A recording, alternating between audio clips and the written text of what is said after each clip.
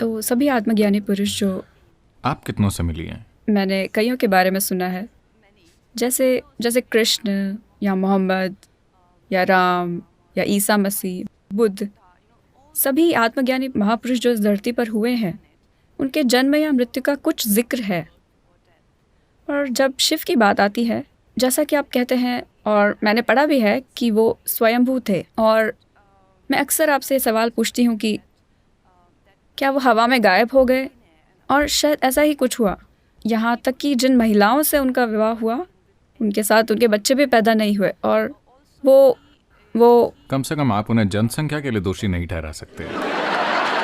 सदगुरु, मैं एक बहुत महत्वपूर्ण बात पर आने वाली हूँ। ऐसी एक थियरी है कि मुझे लगा कि जनसंख्या भी बहुत महत्वपूर्ण नहीं है। नहीं नहीं, ऐसी एक थियरी है कि शिव एलियन है। मेरे पसंदीदा निर्देशक क्रिस्टोफर नोलन ने यह फिल्म बनाई, इंटरस्टेलर, जो मेरी पसंदीदा फिल्मों में से एक है, जिसमें वो लगातार कुछ जीवों को वो कहकर संबोधित कर रहे हैं, वो संपर्क कर रहे हैं, वो हमसे बातें कर रहे हैं, वो ऐसा कर रहे हैं, पर उन्होंने यह कभी स्पष्ट नहीं किया कि वो कौन थे, जैसे कि वो एलियन थे या वो ईश्वर थे, वो कौन थे। और सदगुरु, जैसे मुझे लगता है कि मैंने इसे महसूस किया है, जैसे जब मुझे कोई क्रिएटिव आइडिया आता है तो मुझे अपने दिमाग में कोई ऐसी चीज़ नहीं मिलती जो उसका स्रोत हो।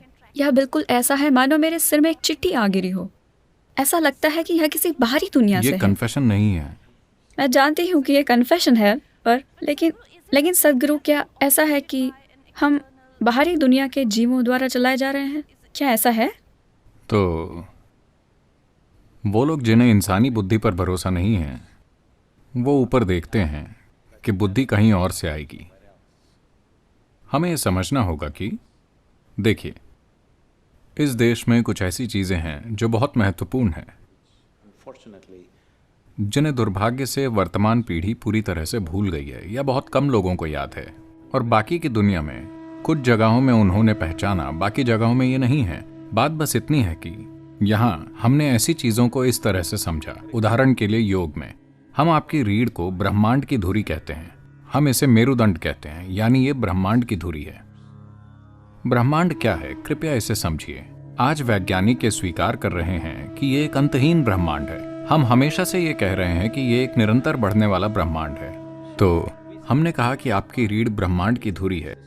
ये बात बेतुकी लगती है। कोई वजन उठाए बिना भी कई लोगों की पीठ बुरी तरह दर्द कर रही है, यहाँ तक कि वो चल या दौड़ या कुछ भी नहीं कर पा रहे हैं। अगर ये ब्रह्मांड की धुरी बन जाए तो क्या होगा? हम ऐसा इसीलिए कह रहे हैं क्योंकि देखिए, आपको पता है कि एक ब्रह्मांड है, या आप सोचते हैं कि एक ब्रह्मांड है सिर्फ अपने अनुभव के आधार पर, है कि नहीं? अगर आपने अनुभव नहीं किया होता, अगर आप इसे नहीं देख पाते, अगर आप इसे इस तरह नहीं देख पाते और अनुभव नहीं कर पाते, तो आपको पता नहीं होता कि एक ब्रह्मांड है। केवल आपके अनुभव की वजह से ब्रह्मांड मौजूद है, और वो केंद्र जहां आपका अनुभव संचारित हो रहा है वो आपकी रीढ़ है। अगर हम आपकी रीढ़ में कुछ तार काट दें, आपको शरीर का भी कोई अनुभव नहीं होगा, ब्रह्मांड की तो बात ही छोड़िए। तो चूंकि ब्रह्मांड को अनुभव करने की आपकी क्षमता आपकी रीढ़ में आधारित और केंद्रित है, इसीलिए हम आपकी रीढ़ को ब्रह्मांड की धुरी कह रहे हैं। मान लीजिए कि ये हॉल, देखिए अभी हम इस हॉल की सीमाएं जानते हैं। अब हम ये विवाद कर सकते हैं कि ये इस हॉल का केंद्र है या वो इस हॉल का केंद्र है। मान लीजिए कि इस हॉल की कोई सीमाएं नहीं हैं, तो आप कैसे तय करेंगे कि हॉल का केंद्र कहाँ है? आप जहां हैं वही इस हॉल का केंद्र है ना?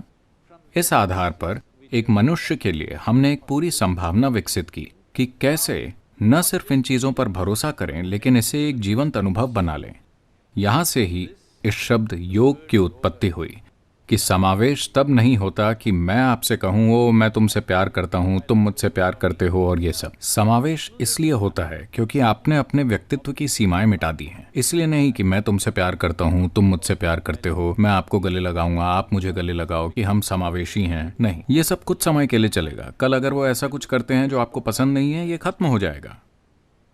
पर जब आप अपने व्यक्तिगत स्वभाव की सीमाएं मिटा देते हैं, जिसमें आपका शरीर भी है, और आप जानते हैं कि यहाँ कैसे बैठना है, आप कौन हैं, उसकी सीमाओं से पहचान बनाए बिना आपकी शारीरिक रचना, आपकी मानसिक रचना, आपकी भावनात्मक रचना की एक सीमा है। ये बड़ी या छोटी हो सकती है। नहीं, मैं शरीर के बड़े होने की बात नहीं कर रहा हूँ। ये छोटा या बड़ा हो सकता है, पर इसकी एक सीमा है। पर ऐसे आयाम हैं जिनकी कोई सीमा नहीं है। जिसकी सीमा नहीं है उसकी प्रकृति अभौतिक है। तो हमारा फोकस हमेशा से उस आयाम में होता है जो अभौतिक है। इसीलिए शिव सबसे महत्वपूर्ण बन गए, क्योंकि शिव का अर्थ है वो जो नहीं है, वो जो अभौतिक है। अब क्या वो, हम जिस योगी की बात कर रहे हैं, क्या वो मानव हैं? क्या वो कहीं और से आए हैं? देखिए, कई चीज़ें हैं। जैसा आपने कहा, उनके कोई माता पिता नहीं हैं। जब आप शिव के बारे में बात करते हैं, उनके कोई माता पिता नहीं है, कोई जन्म स्थान नहीं है, किसी ने उन्हें बढ़ते हुए बच्चे की तरह नहीं देखा। हर समय जब भी हमने देखा, वो लगभग उसी आयु के थे। और हम नहीं जानते कि उनकी मृत्यु कहाँ हुई। इतने महत्वपूर्ण व्यक्ति उस समय में भी अगर उनकी कहीं मृत्यु हुई होती, उन्होंने एक मंदिर बनाया होता, वो उनके लिए किसी तरह का कोई स्मारक बनाते। ऐसा कुछ नहीं हुआ। तो कोई जन्म नहीं है, कोई मृत्यु नहीं है, कोई माता पिता नहीं है, कोई भाई बंधु नहीं है, ऐसा कुछ नहीं है जिससे सिद्ध किया जा सके कि वो यहाँ थे। क्या इसका मतलब ये है कि हम ये मान ले कि वो कहीं और से आए थे? जरूरी नहीं है।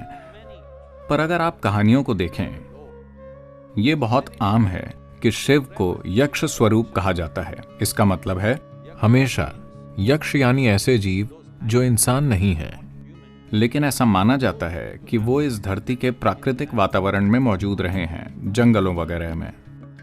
हम जिन्हें भी किसी तरह के जीव या प्राणी या आप जो भी कहना चाहें, जो स्वभाव से मनुष्य नहीं हैं, तो गाथाओं में कई बार आप देखेंगे कि कई सारे गीतों में और दूसरी चीजों में शिव को यक्ष स्वरूपा कहा जाता है। तो ऐसी कई चीजें हैं जो इशारा करती हैं, लेकिन ऐसा कोई खास सबूत नहीं है कि वो कहीं और से आए थे।